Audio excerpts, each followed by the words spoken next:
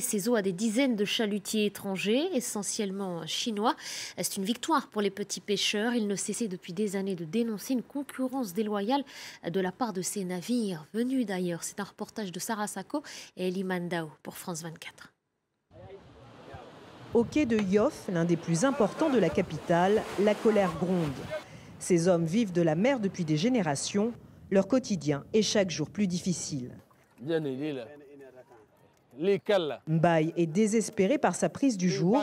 Il dénonce une concurrence déloyale.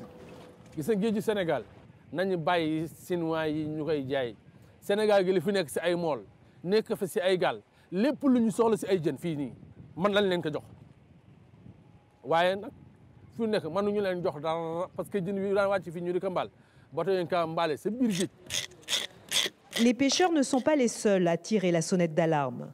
Au port de Soumbédioune, Adama Gueye écaille et sèche des produits de la mer. Cette mère de famille a vu ses revenus s'effondrer en même temps que les stocks de poissons. Kilo de 2500.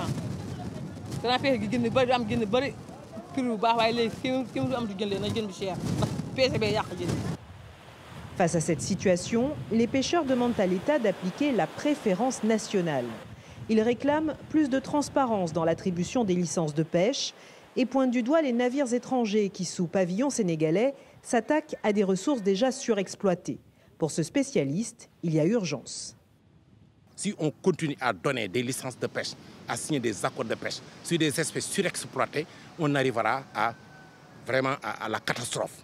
On arrivera à la catastrophe sur le plan de la sécurité alimentaire et puis on va mettre au chômage beaucoup de professions de la pêche. Et même finalement, l'État ne pourra plus tirer de rente sur la ressource halieutique parce que le jour qu'il n'y aura plus rien ici, tous les bateaux qui étaient sénégalisés vont rebrousser chemin et nous laisser notre désert liquide. Le Sénégal vient de refuser une cinquantaine de licences industrielles à des chalutiers étrangers. Interpellé sur cette question, le ministère de la Pêche n'a pas répondu à notre demande d'interview. Et c'est la fin de ce journal. Merci à vous de l'avoir suivi. Restez avec nous sur France 24.